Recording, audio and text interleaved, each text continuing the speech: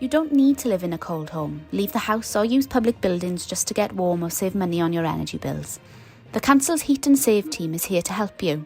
Cold homes are bad for your health, in particular cold-related illnesses such as respiratory and cardiovascular conditions. Besides poor health, cold-related illnesses causes absences from work, social isolation and sleep deprivation. It may lead to mental or stress-related illness with negative knock-on effects for family and friends. 8,500 people died in England and Wales in the winter of 2019 to 2020 due to cold homes. The figures are based on ONS figures released, which highlight that overall there were 28,300 excess winter deaths, an increase of almost 20% on the previous winter. Poor housing costs the NHS in Wales approximately £67 million per year in treatment costs, with the full cost to Welsh society estimated to be around £168 million per year, as reported by National Energy Action. As of April 2020, 155,000 households were still in fuel poverty. 43% of households living in properties with poorer energy efficiency, that is, Energy Performance Certificates band F and G, were fuel poor compared to 5% of households living in properties in bands B to C. Welsh Housing Conditions Survey estimated that 10% of households with gas central heating were in poverty compared to 39% of households with storage heating or fixed room heating. 7% of people living with insulated cavity-walled dwellings were in fuel poverty compared to 21% of those living in solid uninsulated properties. The Energy Performance Certificate of a home gives you a score of A to G, highlighting the energy efficiency of a home. Homes that are rated C are some of the most energy efficient, and these have a much lesser chance of being in fuel poverty, with around 5% of those households being in fuel poverty, compared to those that are rated F or G, where figures can be as high as 43%. Due to the housing stock in RCT being primarily solid-walled terrace homes, this can present another risk of homes scoring lower on the EPC rating. Any EPCs are registered online if you wanted to check on a home's latest energy performance rating. If your home doesn't have an EPC, these can be arranged via a registered domestic energy assessor at a cost of around £55. If your home is rated D or below, you are more at risk of falling into fuel poverty, and help and assistance may be available for you.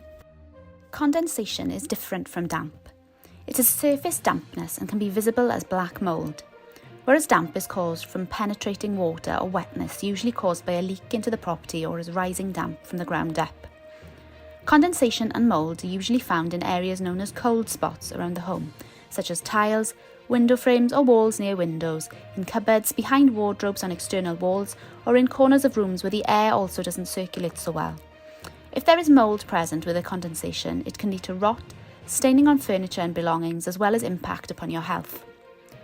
Sometimes, to the visual eye, it can be difficult to be sure whether it is condensation or damp, but this is usually checked by a damp meter and based on assessment of where the markings are in the home, and if the home is not heated or vented to suit the home's requirements, then it is more than likely to be condensation and possibly mould growth. Also, if water is collecting on your windows, this can be a sign of condensation. Factors that affect condensation are underheating the home or things such as drying clothes on radiators, as well as bathing or cooking. Basically, anything that causes increase in moisture in the air. Even breathing within a home increases the moisture content. Mould growth produces allergens which can cause an allergic reaction, irritants and sometimes toxic substances. Inhaling or touching mould spores may cause an allergic reaction, but they can also have a negative impact on respiratory illnesses such as asthma. It can be of a particular concern to people who are immunocompromised and can cause longer-term effects such as memory loss, insomnia, anxiety, depression, trouble concentrating and confusion if the mould exposure is toxic. People living with chronic lung conditions are also at risk of additional health implications. National research has shown that 1 in 5 of excess winter deaths in England and Wales are attributable to cold housing. However, there are a number of ways that can help reduce or eradicate condensation or mould in your home. Firstly, the mould can be cleaned off with a suitable spray designed for mould eradication. Check the labels on products, available from DIY stores or on the high street. It's important that all product instructions are followed. Mould can cause staining, which can be more difficult to clean off, especially if it has been there for a long time, and sometimes damages furniture or belongings that can't be repaired. The main way to stop condensation is by thinking of HIVE, H-I-V-E. Adequate heating, inadequate insulation, inadequate ventilation, and excessive moisture. Install an efficient form of heating with adequate controls. Leaving the heating on all day is not better than knocking it on and off. This can be expensive. If you're on a low income, you may be eligible for assistance. Insulating your home adequately will cut down on heat loss and unwanted ventilation. This will result in less drafts and a reduction in your energy bills, as your heating won't have to work as hard to heat your property. Adequate insulation will also stop cold bridging. This is where there is a continuous path through a surface from the outside of your home to the inside. An example of this is a solid stone property. If you feel an uninsulated exterior stone wall inside your home, it will often feel cold to the touch. Hot air is drawn to cold surfaces. When the hot air hits the cold surface, it condenses, producing condensation, leaving the surface wet. Over an extended period, this can lead to issues including mould formation and eventually issues with the building fabric. Ventilation is essential to a healthy living environment.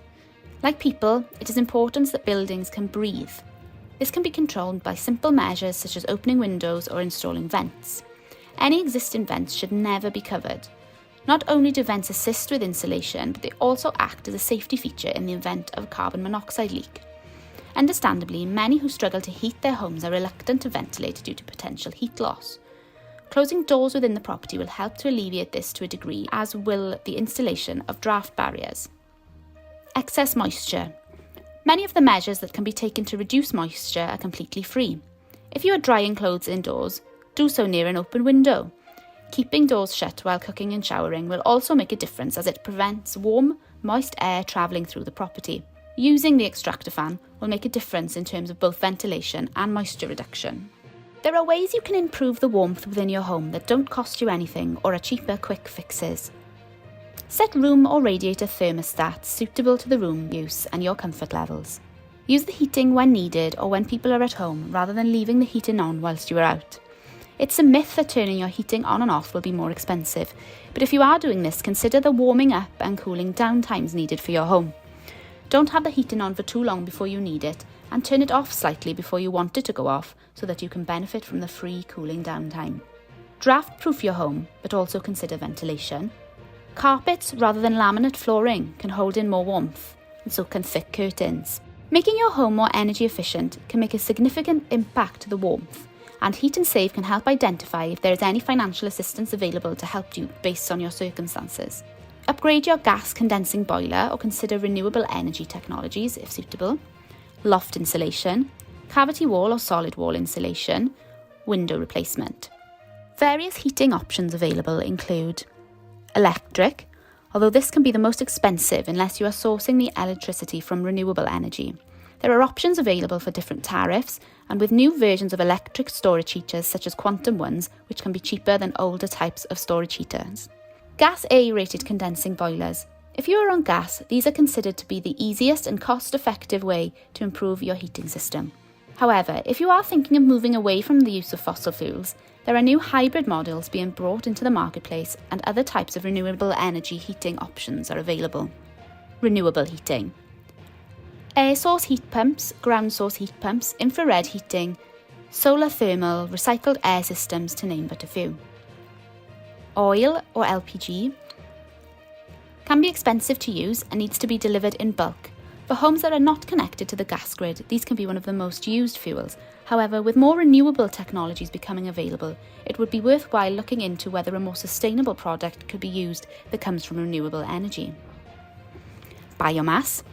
A sustainable source of fuel, but with new changes to clear air policies around phasing out the use of wet wood and coal, it is important to use the correct materials to burn. Also, these require management of a stock of fuel and filling of the boiler. Government policies are moving towards the phasing out of coal central heating due to the impact on air quality and health, as well as improving energy efficiency standards. Coal and wet wood have already been phased out in England, with Welsh Government likely to follow suit in 2 years. If you are in receipt of free coal and you change your energy source, you can still receive cash in lieu of coal payments to go towards your energy bills. Some of the least efficient homes are not connected to the gas mains, and if you are one of these homes, we can help provide further advice. If you are thinking of upgrading your existing heating system or installing a first-time central heating, it would be worth you speaking to us to discuss what options may be best for you and your home and your circumstances, if there is any financial assistance available to help you. We can provide you with free, impartial advice on any matters relating to energy at your home, including finding help and assistance that is available to you for your circumstances. You can also find out more information on our web pages.